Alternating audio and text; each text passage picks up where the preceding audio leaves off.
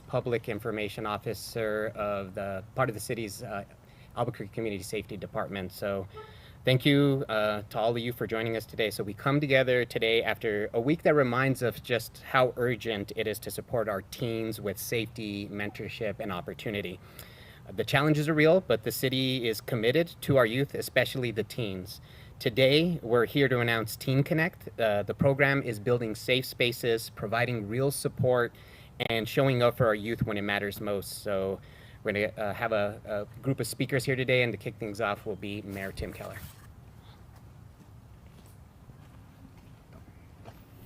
Okay, well, thanks so much. And I want to start actually with just a little bit of background.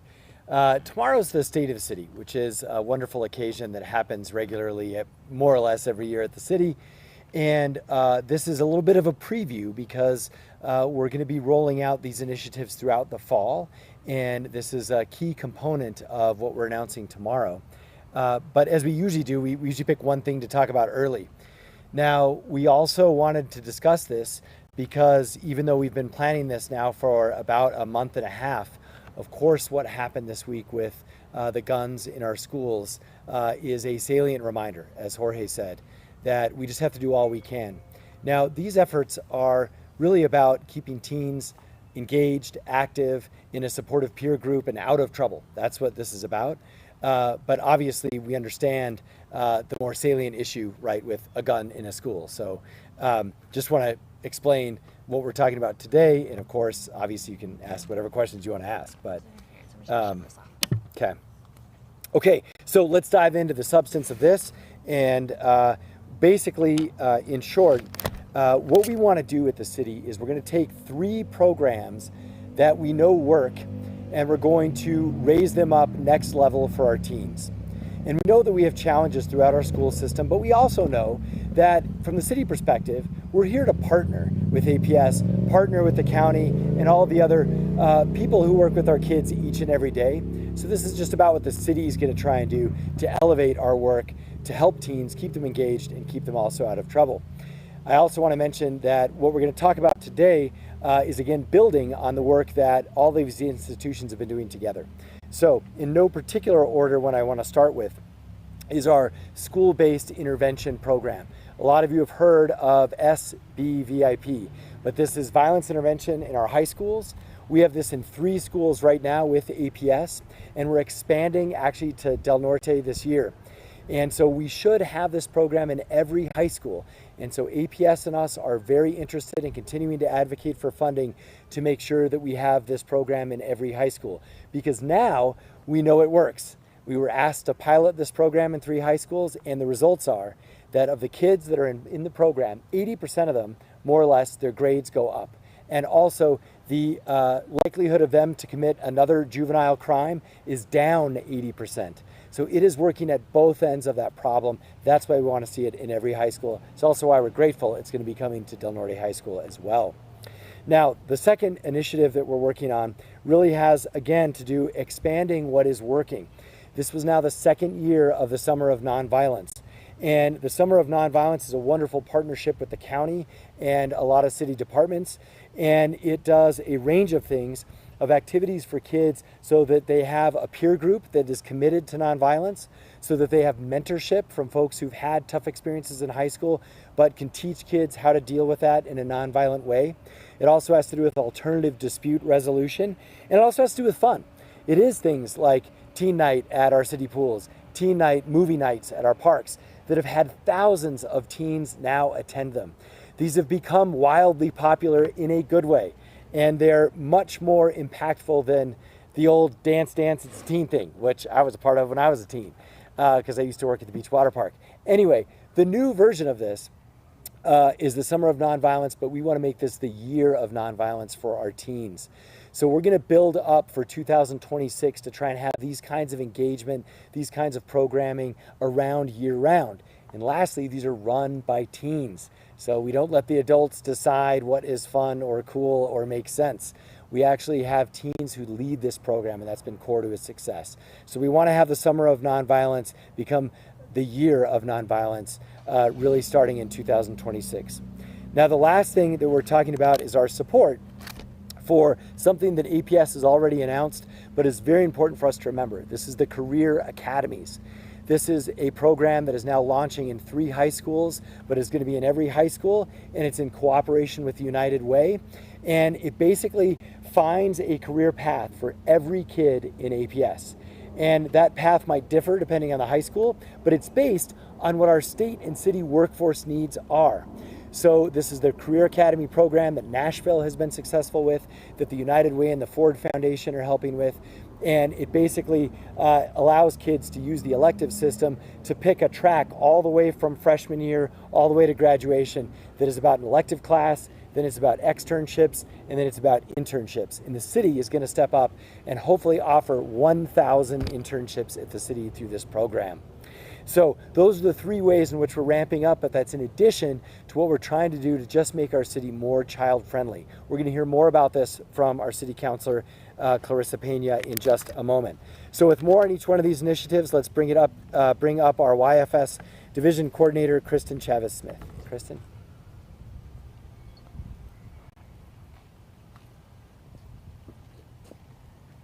Good to see you. Happy end of summer. Yeah. Now you have to do it year-round. Yeah, exactly. We already do. Hi, everyone. I'm Kristen Chavez-Smith. I'm a division manager with Youth and Family Services Department. Here to talk a little bit about how we engage our teens currently. As you heard, we have a lot of great stuff going on for teens already in the city of Albuquerque. From esports to fitness rooms, community centers, art classes. We have great city programming for our teens.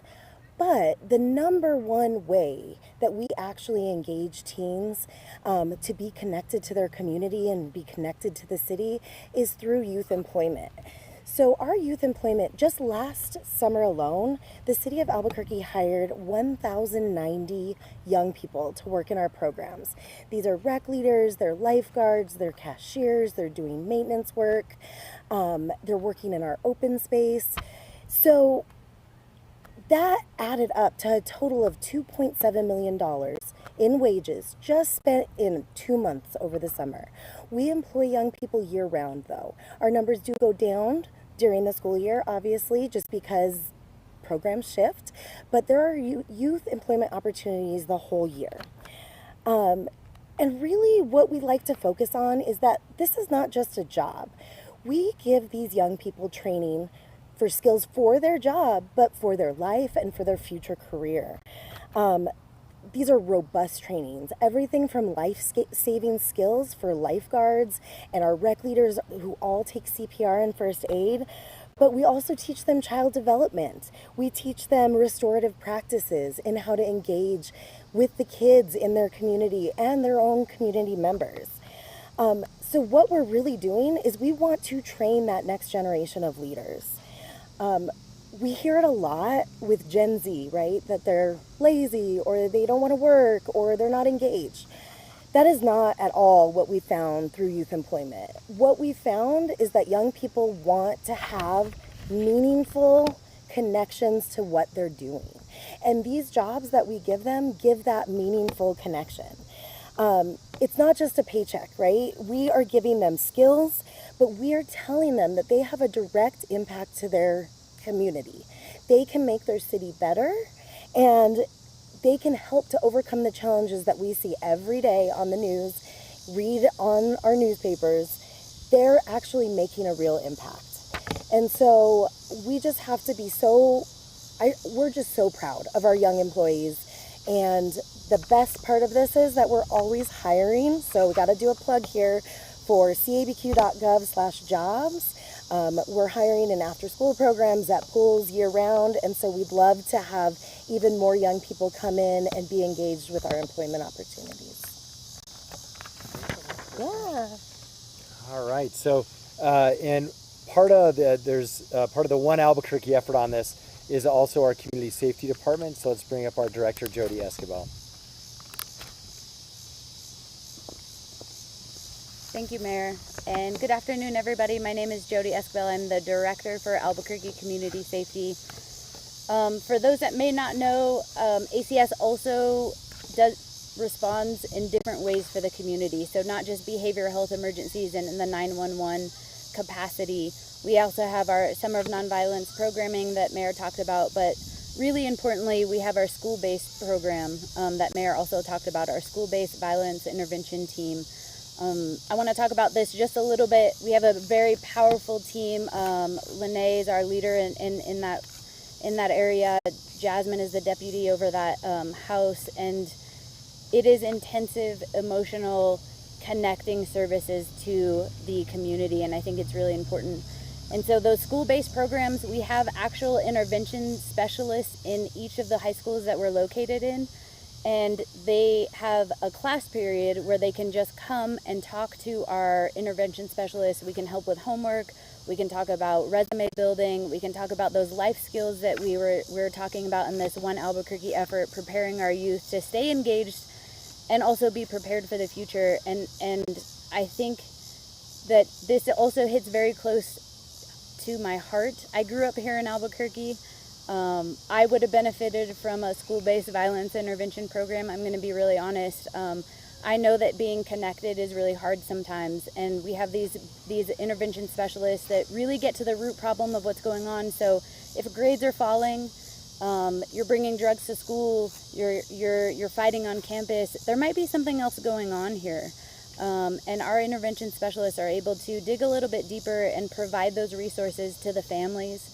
Maybe they don't have food at home. Maybe it's the grandparents that are taking care of the kids, and the parents are somewhere else. Something that we can all relate to kind of in this area, in this demographic. And so I think really peeling back the layers of our community and showing our kids, our youth, that we're here for them in this programming is so amazing. In true ACS fashion, we've evolved the youth outreach outside of just the school-based program, and so we understand that there's a lot of cracks in any system, and so we didn't want to lose any of the students that might have been expelled from APS or not working or didn't go to school, and we didn't want to get caught in the loopholes of that. So we've created a specialized team that can create and engage with the youth that might not be in school right now. And so we're finding great success in peeling back the layers in that demographic as well. We're really passionate about this work, and there's so many resources that everybody's talking about today. I'm so thankful for these programmings for this community, and we're really excited about the Year of Nonviolence. We've had a successful summer, and it's really creating that community and showing our community that violence isn't the way. When we all hang out and watch a movie for a couple hours at the Balloon Fiesta Park together as a community, eating, sharing a meal, laughing, joking, and having a good time, it shows and it feels very community driven, and I'm really thankful to be part of this initiative. I'm thankful for our team, everybody running forward with ACS right now. I'm so thankful for everybody, and I'm thankful for Mayor for giving us the space to connect with our community in this way. Thanks, Jody. Okay, and now our local city councilor is kind enough to join us, and so she's been working on these issues for a long time, but especially recently on all things child friendly. So come on up while the truck, but we'll wait for the truck to go by. These streets are nicely paved. I know. Is it going? It's the classic with the cicadas too. Anyway, Counselor, come on up. Oh, sorry. I couldn't hear whether you had introduced me or not. So thank you, Mayor. Thank you guys for being here in the Alamosa community. I think this is the best neighborhood in the city of Albuquerque. So I'm always happy to see when the mayor and all his staff are here. I just want to say that, you know, the city of Albuquerque is doing some incredible work. You heard everybody in terms of ACS. Here at the community centers, we have Marvin here, who for years has been doing some incredible work with our youth in the community. You know, when we're talking about some of what's happening in the world today, and here more particularly in Albuquerque, this is where we need to start, right? We have the issues that we have, crime and homelessness that people are talking about. Well, we have to address the root causes, right, which I believe is substance abuse is really kind of the root causes that leads to the homelessness, leads to the crime. But more importantly, we didn't get here overnight. We're not going to get out of here overnight. And looking at our youth and focusing on our youth in the city is paramount. So I'm really glad about the programs we do. We also have the lowrider bike program. We started with we have some staff that's operating that here, but we started with just 8 students. We have 60 students that are involved. So I guess this would be a call from me to kids in the community. If you are having issues or there's something that you need to have addressed, there's the city, there's the county, and there's APS. And more in particularly, you should reach out to either city council, to the mayor's office, and then we can navigate you to where you need to be, because it's a hard time now. You know, I was just talking about it the other day of how I don't know how I would have been able to navigate the world that we have today. It's really difficult. You know, I have young grandchildren who are in mid-school, and you know, I've heard that there's things in schools that shouldn't be in school. And, you know, I don't know how we deal with that, but what we can do is to help. And we just passed, and this is kind of, you know, all the work we're already doing, but we just passed a child-friendly resolution to making the city a child-friendly city. And that's important because it's an effort to work with the city, county, and APS to find ways how we can support our kids in the community. So I just really want to, you know, thank the mayor, all the work they're doing with youth, which is something the cities don't necessarily do, but it's important that we do it in this day and age. So thank you very much. Thanks, Counselor. All right, Jorge, if you want to take some questions, we'll hang out in the shade. Yeah, any questions from the media?